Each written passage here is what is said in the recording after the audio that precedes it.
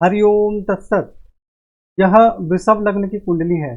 सबसे पहले सूर्य से फलादेश प्रारंभ करते हैं। सूर्य इस कुंडली में माता, जमीन जायदाद, प्रॉपर्टी के स्वामी हैं और सप्तम भाव में विराजमान है। तो सूर्य के यहाँ विराजमान होने से माता, भूमि, भवन, वाहन का श्रेष्ठ सुख प्राप्त होता है और कुछ कठिनाइयों के साथ पत्नी एवं वैवाहिक जीवन का सुख प्राप्त होता है। दैनिक रोजगार में सफलता प्राप्त होती है। और सूर्य यदि सप्तम भाव में विराजमान होते हैं तो वैवाहिक जीवन में परेशानी भी होती है और मतभेद भी होता है, क्योंकि सूर्य जो है एक अग्नि तत्व ग्रह है। लेकिन यहाँ सूर्य जो है उस पर शनि की भी दृष्टि है और इस पर राहु की भी दृष्टि है, यानी कि ये तो और भी ज्यादा परेशानी वाला योग बन गया। सूर्य अकेले थे तो ज्यादा परेशानी नहीं थी, परंतु सप्तम भाव में सूर्य चतुर्थ भाव के स्वामी आकर शनि और राहु से पीड़ित हो गए, जिसके कारण पत्नी वैवाहिक जीवन के सुख में, दैनिक रोजगार में परेशानी होगी और माता, भूमि, भवन के सुख में भी कठिनाई एवं परेशानी होगी। यहाँ से सूर्य लग्न में दृष्टि डालेंगे तो शारीरिक स्वास्थ्य संबंधित कुछ परेशानी होगी, परंतु सम्मान एवं प्रतिष्ठा भी प्राप्त होगी। तो यहाँ आपको सूर्य का मंत्र जाप करना है, जल अर्पित करना है और सूर्य की आराधना करना है और शनि राहु से संबंधित उपाय करना है। चंद्रमा इस कुंडली में तृतीय भाव के स्वामी है, पराक्रम एवं भाई बहन के स्वामी है और यह एकादश भाव में विराजमान है। अब चंद्रमा यहाँ एकादश भाव में विराजमान है तो इससे अपने को आमदनी के मतलब कि आमदनी के क्षेत्र में सफलता प्राप्त होगी, कोई परेशानी नहीं होगी। परंतु और भी तो ग्रहों का प्रभाव है इस पर, जैसे राहु भी यहाँ पर चंद्रमा पर देख रहे हैं और शनि भी देख रहे हैं। तो जिस प्रकार सूर्य पीड़ित हो गए उस प्रकार चंद्रमा भी पीड़ित हो गए। तो एकादश भाव में पराक्रम एवं भाई बहन के स्वामी पीड़ित हो गए, तो जिसके कारण भाई बहन के सुख में परेशानी, मतभेद, ये सब चीज तो होगी, लेकिन साथ में आमदनी में भी परेशानी होगी। बहुत ज्यादा आमदनी प्राप्त करने में कठिनाइयों का सामना करना पड़ेगा और मानसिक परेशानी भी होगी, क्योंकि चंद्रमा मन के कारक भी हैं। तो इसलिए यहाँ चंद्रमा का आपको मंत्र जाप करें, सफेद चंदन का तिलक लगाएं और राहु शनि से संबंधित उपाय करें। मंगल से संबंधित चर्चा करते हैं। तो मंगल इस कुंडली में सप्तम भाव के स्वामी है। मंगल इस कुंडली में सप्तम भाव के स्वामी है एवं द्वादश भाव के स्वामी है, पत्नी एवं वैवाहिक जीवन के स्वामी है। और मंगल यहाँ से अष्टम भाव में विराजमान हो गए, जिसके कारण पत्नी एवं वैवाहिक जीवन के सुख में कमी एवं परेशानी होती है और बाहरी स्थानों के संपर्क से सफलता भी प्राप्त होती है। यहाँ से मंगल एकादश भाव में दृष्टि डाल रहे हैं तो आमदनी के क्षेत्र में सफलता प्राप्त होती है, परिश्रम एवं बाहरी स्थानों के संपर्क से। द्वितीय भाव में दृष्टि डालेंगे तो कुछ कठिनाइयों के साथ धन एवं कुटुंब का सुख प्राप्त होता है और तृतीय भाव में दृष्टि डालेंगे तो पराक्रम में वृद्धि होती है, भाई बहन का सुख प्राप्त होता है। परंतु जैसा कि मैंने बताया था कि भाई बहन का स्वामी चंद्रमा पीड़ित है, तो जिसके कारण उसमें परेशानी भी होती है। यहाँ आपको मंगल का मंत्र जाप करना है। हालांकि मंगल तो पीड़ित नहीं है, परंतु सप्तम भाव में जो है सूर्य पीड़ित है, तो मंगल का मंत्र जाप करें और भी जो आपको उपाय बताए गए हैं वह उपाय करें और मंगल से संबंधित रत्न धारण करने की आवश्यकता नहीं है। बुध से संबंधित चर्चा करते तो बुध इस कुंडली में धन एवं कुटुंब के स्वामी है और पंचम भाव के स्वामी है, यानी धन एवं कुटुंब, विद्या, बुद्धि, संतान के स्वामी हैं। और बुध भी देखिए यहाँ षष्ठ भाव में चले गए। कोई भी ग्रह जो होते हैं, जो लाभ देने वाले ग्रह होते हैं, यदि छठे, आठवें या 12वें घर में चले जाते हैं तो उनके सुख में कुछ कमी होती है। ऐसा नहीं है कि पूर्णतः सुख समाप्त हो जाता है, उस सुख में कुछ कमी होती है।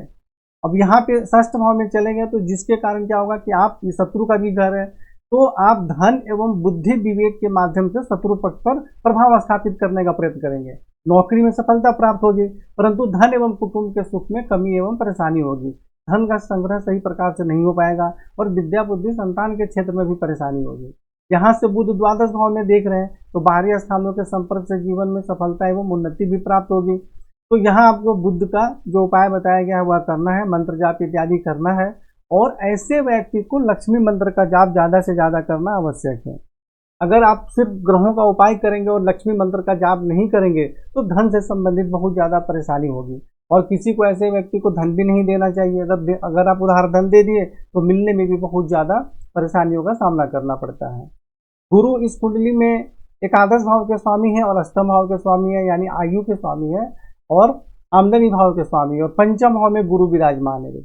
और गुरु जो है शनि के साथ है और शुक्र के साथ विराजमान है। इस पर चंद्रमा और केतु की दृष्टि है, तो केतु गुरु को कोई परेशान नहीं करते हैं। पंचम भाव में केतु का फलादेश अलग हो, लेकिन गुरु पे जो है दृष्टि डालकर चंद्रमा और केतु को कोई परेशानी करेंगे नहीं। परंतु पंचम भाव में गुरु को शास्त्र के अनुसार निष्फल भी माना जाता है। और ऐसा भी माना जाता है कि यदि गुरु पंचम भाव में विराजमान होते हैं तो विद्या बुद्धि के क्षेत्र में तो सफलता प्राप्त होती है, परंतु संतान संबंधित कुछ परेशानी भी होती है, क्योंकि गुरु पंचम भाव के कारक होते हैं इसलिए। तो परंतु इतना कोई बहुत ज़्यादा परेशानी नहीं होती। जहाँ तक मैंने देखा है कि बड़े पुत्र से कुछ मतभेद वगैरह होता है, लेकिन यहाँ क्या है कि पंचम भाव के स्वामी भी बुध षष्ठ भाव में चले गए, तो यह भी परेशानी वाली बात है। तो यहाँ पे जो फलादेश इसका होगा कि कुछ कठिनाइयों के साथ विद्या बुद्धि संतान का सुख प्राप्त होता है, और नौवां भाव में दृष्टि के कारण भाग्य की उन्नति होती है, धर्म का पालन करते हैं, और एकादश भाव में दृष्टि के कारण आमदनी बहुत अच्छी होती है, और लग्न में दृष्टि के कारण शारीरिक स्वास्थ्य से संबंधित कुछ परेशानी होती है, परंतु सम्मान एवं प्रतिष्ठा प्राप्त होती है। ज्ञान के भी क्षेत्र में ऐसे व्यक्ति की वृद्धि होती है, कोई भी कार्य हो सीखने वाला पढ़ने वाला, तो उसको ऐसे व्यक्ति बहुत जल्दी सीख भी लेते हैं। तो गुरु से संबंधित इसका रत्न धारण नहीं करना है, जो उपाय आपको बताया गया है वह उपाय आपको करना है। शुक्र जो है इस कुंडली में लग्नेश है, और यहाँ देखिए जो शुक्र है यहाँ पे नीच राशि में विराजमान हो गए, और शुक्र जो होते हैं वह 27 अंश तक नीच राशि में माने जाते हैं, कन्या राशि में। तो यहाँ पर 30 अंश के हैं तो नीच तो नहीं माने जाएंगे, 27 से ऊपर चले गए, लेकिन 30 अंश में जाने के बाद ग्रह बिल्कुल कमजोर हो जाते हैं, और यह लग्नेश है। तो इसलिए यहाँ पे आपको शुक्र को प्रबल करने के लिए आपको रत्न धारण करना चाहिए। ऐसे में रत्न धारण करने के अलावा आपको किसी भी चीज़ से सफलता या फायदा नहीं प्राप्त होगा। यहाँ पर मतलब आपको लगभग 10 कैरेट का वो फल धारण करना एकदम अत्यंत आवश्यक है। अब कई लोग आपको सिखाएंगे नीच राशि में है तो उसका रत्न नहीं धारण करना चाहिए। तो नीच राशि में विराजमान होने का मतलब होता है कि वह ग्रह के बल में बहुत ज़्यादा कमी हो गई, और यहाँ पर 30 अंश के हैं तो नीच से बाहर निकल गए, लेकिन अंश बल में कमजोर है, हमें सब कुछ देखना पड़ेगा, सिर्फ एक ही सूत्र देखने पे काम नहीं चलेगा। तो इसलिए यहाँ पर आप शुक्र को प्रबल करें, और यहाँ से शुक्र को प्रबल करेंगे तो आमदनी का योग भी बहुत अच्छा बनेगा, आमदनी के क्षेत्र में अच्छी सफलता प्राप्त होगी। और वृषभ लग्न की कुंडली में शुक्र जो है वैवाहिक जीवन के लिए बहुत ज़्यादा महत्व रखते हैं। शुक्र विवाह के कारक तो हैं ही, लेकिन वृषभ या तुला लग्न की कुंडली में बहुत ज़्यादा विशेष महत्व रखते हैं।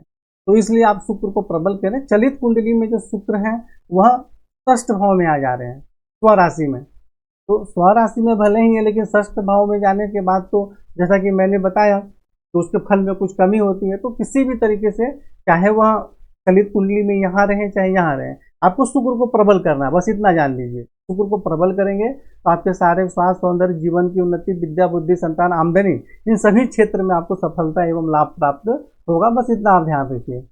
शनि जो है इस कुंडली में सबसे राजयोग कारक ग्रह होते हैं, क्योंकि ये 10वें भाव और 9वें भाव के स्वामी होते हैं, केंद्र और त्रिकोण के स्वामी होते हैं, और पंचम भाव में यहाँ विराजमान है बुध के घर में, तो जिसके कारण विद्या बुद्धि संतान का श्रेष्ठ सुख प्राप्त होता है, और धर्म का पालन करते हैं, उच्च शिक्षा अच्छी प्राप्त होती है, भाग्य की उन्नति होती है, पिता राज एवं रोजगार के क्षेत्र में सुख सम्मान एवं सफलता प्राप्त होती है।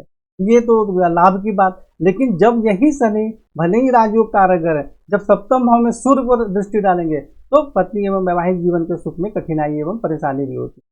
और यही शनि जब यहाँ से चंद्रमा पर दृष्टि डालेंगे तो आमदनी प्राप्त करने में भी कठिनाई होगी, और भाई बहन के सुख में भी परेशानियों का सामना करना पड़ेगा, मानसिक परेशानी भी होगी। और यहाँ से शनि दृष्टि डाल रहे हैं द्वितीय भाव में, तो जिसके कारण धन एवं कुटुंब का सुख प्राप्त होता है, धन का संग्रह होता है। तो इस प्रकार आपने देखा कि एक ही ग्रह किस प्रकार लाभ और हानि दोनों देते हैं। इसलिए शनि से संबंधित जो उपाय आपको बताए गए हैं वह करना है। और चाहे कोई ग्रह राजयोग कारक ग्रह हो चाहे कोई भी हो, यदि वह किसी ग्रह को पीड़ित करेगा या किसी भाव को पीड़ित करेगा तो उससे संबंधित परेशानी होगी ही होगी, हमें उसका उपाय करना अत्यंत आवश्यक है। इस बात को आप ध्यान में रखें, और जो नए सीखने वाले आदमी है वह भी इस बात को समझें और उसके अनुसार फलादेश करें और उपाय करें। और कोई भी ग्रह का दान करने से ग्रह कमजोर नहीं होता है। मैं हर वीडियो में एक बार जरूर बोलने का प्रयत्न करता हूँ, उससे ग्रहों के दोष में कमी आती है। राहु जो है इस कुंडली में तृतीय भाव में विराजमान है, तो पराक्रम में तो वृद्धि होती है, परंतु भाई बहन के सुख में कठिनाई एवं परेशानी होती है। और सप्तम भाव में सूर्य पर दृष्टि डालेंगे तो माता, भूमि, भवन, पत्नी, वैवाहिक जीवन, इन सभी के क्षेत्र में कठिनाई एवं परेशानियों का सामना करना पड़ता है। 9वें भाव में दृष्टि डालेंगे तो भाग्य की उन्नति, शिक्षा, धर्म का पालन, इन सब चीज़ों में कठिनाई एवं परेशानी का सामना करना पड़ता है। और राहु पर दृष्टि डालेंगे तो आमदनी प्राप्त करने में कठिनाई एवं परेशानी होती है, अचानक लाभ प्राप्त होगा तो अचानक नुकसान भी हो जाएगा। तो इस प्रकार राहु से संबंधित दान एवं उपाय करना है, राहु का रत्न बिल्कुल भी धारण नहीं करना है। केतु यहाँ जो नवम भाव में विराजमान है, जिसके कारण भाग्य की उन्नति में कठिनाई एवं परेशानी होती है। लग्न में दृष्टि के कारण शारीरिक स्वास्थ्य से संबंधित कुछ परेशानी होती है, स्वभाव में भी कुछ उग्रता होती है, क्योंकि केतु में मंगल के समान भी उग्र मतलब कि गुण होते हैं। और यहाँ से जब तृतीय भाव में दृष्टि डालेंगे तो पराक्रम में तो वृद्धि होगी, परंतु भाई बहन के सुख में परेशानी होगी, हाथ वगैरह या सीने वगैरह में किसी प्रकार की भी बीमारी या परेशानी होने की संभावना रहती है।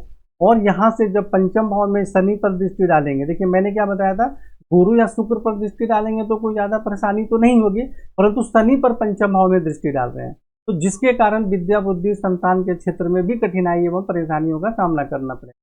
इसलिए आपको केतु से संबंधित भी दान एवं उपाय करना है। अब पूरी कुंडली का देखिए निष्कर्ष क्या निकला कि सबसे पहले आपको शुक्र का रत्न धारण करना है, बुध को भी आपको मंत्र जाप करना है, इसको प्रबल करना है, और आपको राहु केतु शनि से संबंधित दान एवं उपाय करना अत्यंत आवश्यक है। बाकी ग्रहों का तो उपाय अलग अलग आपकी कुंडली में सब बताया गया है और समझाया गया विस्तार से, और अभी भी मैंने बता दिया, लेकिन मुख्य रूप से राहु केतु शनि का भी आपको उपाय करना जरूरी है।